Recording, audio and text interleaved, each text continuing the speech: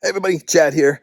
The lighting might be horrible. I'm not too sure until I upload this video, but it's getting kind of dark out. I'm in Ohio right now. It's about a little bit past, probably getting close to 9:15. The camera makes it look way more lighter than it is. I don't know if you can see the fireflies in the background.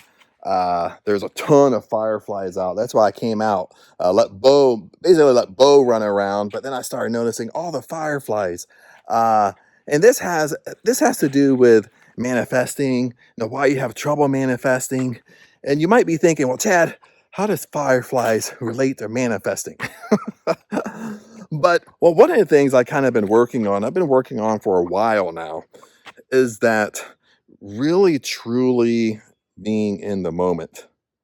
Okay. And I mean, the main reasons why, in my opinion, the main reasons why manifesting isn't working, it's really what we're doing in our 3D world. Okay. It's really what we're doing in our present moment is basically messing up manifesting. It doesn't matter, like, if you're following Never Galder. Now, I love Never Galder too. It doesn't matter if you're really holding your attention, go inside your imagination, you're drifting off to sleep, then you're trying your best to live in the end, dwell in the end. But this is where we kind of get flubbed up a little bit, is because what does living in the end, dwelling in the end really flipping mean? Okay. And what it means is you're going in your 3D world, you're going in your present moment now. Yes, it means that you act as if you have what you want. Um, but acting as if it's way easier said than done. I mean, really. Oh, I was like looking out here, almost look like deer out there. I thought it was deer or a big bear, but they're not in Ohio. Um, but uh, but anyway, it's really being really fully aware of what you're doing in your 3D world. How's your thought process? Okay, what are you thinking about? What do you think about constantly? What are you worried about? Are you constantly reacting to obstacles and issues that you're having day in and day out? Okay, it's really what I'm really trying to work on and there's a lot of things to work on, okay? Because it's really going to come down to us. It's really going to come down to, what are your bad habits? Okay, but also what are my bad habits? And a lot of them for me is not really being in present moment. Okay, if I'm at work, I want to be home. When I'm at home, I want to be at work. Okay, I live in Thailand right now, so I go back and forth from Thailand and coming back to the United States and visiting family in Ohio. And you know what I mean? When I'm in Thailand, I want to be home visiting my mom, my sister, brother-in-law. But when I'm home, I want to be in Thailand. You get what I'm saying here is that I'm not always in present moment. I'm not always just enjoying where I'm really at. And one of the things that I've been struggling with for a long time. I mean years. And this messes up manifesting because what happens is deep down to the core, you you're not in present moment. You're not enjoying present moment. You're always in your head where you'd rather be doing something else. This leads down kind of a rabbit hole a little bit. I walk over here, I might have some light over here. This kind of leads us down to like a rabbit hole of we'd rather be doing something else. Think about this. If you'd rather be doing something else, are you really, really happy? Probably not. You know what I mean? If you'd rather be doing something else, you're not really happy in your 3D world. So you're not really happy in your present world. And when you look at the laws of the universe, listen to this. If you look at the laws of the universe, like attracts like. This is the law. Laws of the universe does not discriminate. This is what you have to understand. It doesn't discriminate. Like, it doesn't matter if you're a good person. It doesn't matter if you're a bad person. This is going to attract to you what your dominant thoughts are, what your dominant emotions are. That's it. It doesn't discriminate. If there's a hot, there has to be a cold. If there's a positive, has to be a negative. That's by law. So even when you talk about the law of compensation, okay, I love the law of compensation, and I used to not love it because this is Bo's running around right there. You see him sneaking around. Let him run around here for a little bit. But the law of compensation is one of the universal laws that have been horribly, horribly explained. They always use examples of money and being an entrepreneur. But really, the law of compensation is you're always seeking good. You're always looking for good. You're always pulling out the good. You're always looking and pulling out the good in other people. Okay, because as you look for good, good has to come back to you. That's law. Okay. And when you're pulling out the good, good has to come back to you. Okay. That's law. Okay. When you have obstacles, issues going on in your life, and it's all your perception. Okay. It's all my perception. Okay. The whole hard thing is there might be 99% bad thoughts around a negative circumstance that happen, but there might only be 1% good. Pull out that good and focus on the good. And that's why I start when my mind starts wandering and negativity or obstacles in my way a little bit. I'm getting in a habit now, more of a habit now, to basically say, what's the good in this? What's the good? Okay. And my mind will start focusing on the good and it will cling to something. And I'll finally realize that this is the good in it. And you focus on the good. But by law, if you focus on the good, good has to come to you. Okay. I mean, it doesn't mean that of law of attraction, law of assumption, it doesn't mean that nothing negative is going to happen. Okay. It doesn't mean like an obstacle is not going to pop in my way. But what it comes down to is it's your perception. Okay. It's our perception of it. It's how you're looking at it, how you're perceiving it. Okay. And it's like this, life doesn't happen to you. Life happens for you. Okay. When negative things happen, it doesn't happen to me. It doesn't happen to Chad. It happens for me. Meaning, like, what's my perception? What's the good? What can I learn from it? Okay. Now let's kind of go back to the beginning of this video. I stepped out, let Bo run around. Then when I came outside, I saw all these. Oh, I think maybe you can see them now. It's getting dark enough. See all these fireflies lighting up. There's actually a little bit less here now, but I'll kind of go back. Maybe you can kind of see them in the darkness here, lighting up a little bit. You kind of see. I don't know if we ever see it once I do this video or edit this video, upload it. But when I saw the fireflies, I was just like, oh, I haven't seen fireflies for so long. I lived in California for 18 years, and in Los Angeles they don't have fireflies because it's desert heat. And since I've been in Thailand since 2021. Been going back and forth between Thailand and Ohio, and Thailand don't have fireflies. And so when I came out, they were just all over the place, lighting up. And I'll walk down here and make sure Bo's not doing something he's not supposed to be doing. He's way over here right now, like in the field. I don't know if you can see his little. Yeah, you can kind of see him over there. His white little body. He's not little anyway. He's like 85 pounds, so he's not a little dog. But when I came out with the fireflies, it just reminded me as a kid. I started like looking around. Oh, this is awesome. And I just walked around and kind of enjoyed kind of just being outside, really being in the moment. And it really brought me back of being a kid. And then I kind of started picking up and doing this video.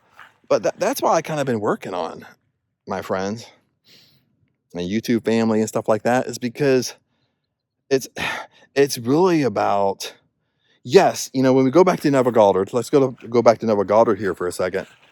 Yes, it's we want to set an intention. We want to know directly what we want. We want to make a big decision on what we want. Okay. And we want to be able to mental rehearse it in our imagination and create a wonderful imaginary scene or imaginary movie, whatever you want to call it. And we want to be able to do this while we drift off to sleep, because that's the number one key to influence your subconscious mind. And this is like the one exercise. If you only do one thing, you have to do that. That's how you influence your subconscious mind. What you're thinking about, 5 or 10 minutes before you drift off to sleep, or 5 or 10 minutes before you take a nap. That's how you influence your subconscious mind. Okay. But the hard thing is, then Never Galler comes back and says, okay, draw in the end, live in the end. That's what he says. Draw in the end, Chad. Draw within. Live within. Okay, live within the end. And this is where we mess everything up. We think it's, we think it's the first step, the intention. Now, if you have really trouble making a decision, knowing exactly what you want, you're stuck in the first step. Okay. Then we move to the second step and we say, okay, I got to get better in my imagination. And this is where I get most of the questions. Well, Chad, I can't go inside my imagination. Chad, I can't, I can't drift off to sleep. This is the main reason why I'm not getting what I want because I can't drift off to sleep. I can't influence my subconscious mind. And here in this video, I want to play devil's advocate because I want to say maybe you already influence your subconscious mind. Maybe what's holding you back is what you're doing in your 3D world. Okay? Because when I listen to people and really kind of listen to their comments when they reach out to me and really kind of dive deep into it, usually what I find is it's what you're doing in your 3D world. Most of the time, if you're waking up in your 3D world and you automatically you don't see what you want manifested yet, okay? That should tell you one thing. If you're waking up looking for it, you're not dwelling in the end. You're not living in the end like Never Goddard has instructed. You're not doing it. What does it mean? It means you act as if you already have it. If you want to be a millionaire, you're already a millionaire now. Bottom line. What you have to figure out with that is how would I be acting if I was a millionaire? How would I be acting if I had $1 million in the bank right now? How would I really be acting? You know what I mean? What type of decisions would I really be making? How would I be carrying myself if I had all the money I wanted in my bank account right now? Those are the deeper questions you have to ask yourself. This is what we're not doing. Okay, it's your 3D world that's messing up, and it's getting dark right now, but it's the message here. It's your 3D world that's messing up your manifestations, what you're trying to manifest in your life. Okay, because what you're doing is, and I've done this, so I still do it, and I'm walking over to the light right now. So bear with me here, my dark silhouette here. But what's happening is you're waking up, the first thing in the morning you notice, well, I'm not a millionaire yet. Then you blame it on the Never Goddard technique. Well, I must not have influenced my subconscious mind because I didn't fall asleep in that state. Because if I did, I would be a millionaire right now. You're looking for it. Okay. Then you're looking for the how. You're trying to control the how besides truly just letting it go. What does let it go mean? Let it go means you don't flip and think about it ever again. It's out of your mind. If I truly let something go, it's out of my mind. I don't even think about it 1%. And let me tell you this. Let me tell you the secret here. Every time I have, look at that color. Oh, awesome.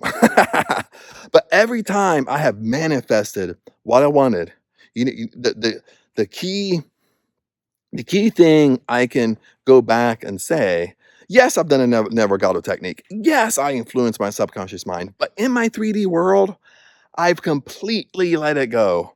I've completely forgot about it. And once I truly let it go, truly forget about it, that's when it comes. Okay. Then now the next step is how do we truly let it go? And this is what I'm talking about is being in present moment. See, when you're really in present moment and you're really having fun, and you're really enjoying life, you totally forget about the things that you want is not here yet. Okay. If you're a little bit older like me, where you've maybe you've given up your friends, you've not hanging out with your friends for a long time. Start doing that. Start doing your hobbies again. Start being aware of what brings you joy and excitement. And even when I work from home, I work remote, and lots of times I used to really let it stress me out. Even though I'm working from home, even though I'm working remote, and even when I used to work in the entertainment industry, I would let it stress me out. Okay. But, when you let it stress you out, what happens? You're not happy. When you're not happy, what do you think attracts to you? Other unhappy stuff. You know what I mean? So, what I'm really working on in my life right now is really enjoying the moment, really enjoying my time. Even that's my whole focus why I'm here in Ohio visiting family, visiting my mom, my sister, brother in law.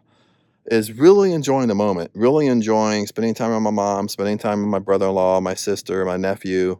If we go out, do something fun, go out to eat, really just enjoying the moment. And and because I have that trap, the reason why I really do this is because I can be here and wish I was in Thailand. Okay. Same way you could struggle with you're at work, you rather be home. When you're at home, you rather be hanging out with your friends. You know what I mean? When you're friends, you'd rather be hanging out with your significant other. When you're with your significant other, you'd rather be doing something else. You never in present moment.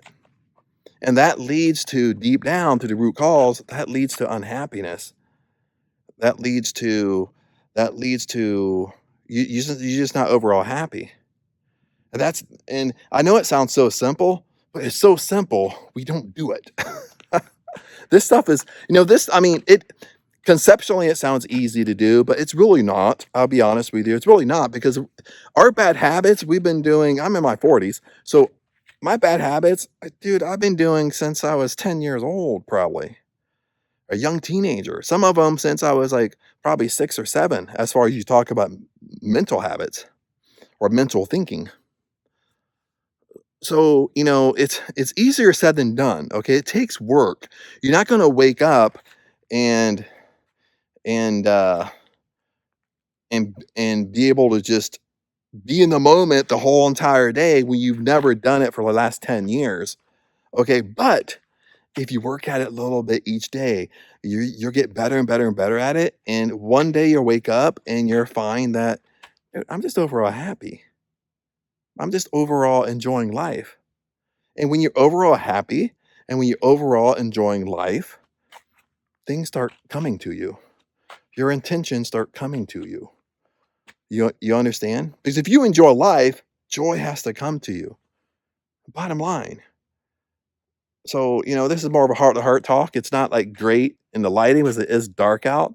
But but that's what inspired my talk is actually letting Bo out here running around, which I have to scream for him here, and seeing all the fireflies. I don't know if you can see them like going here.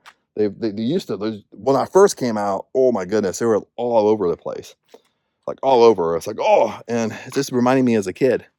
But anyway, let me get in the light here to kind of wrap this up.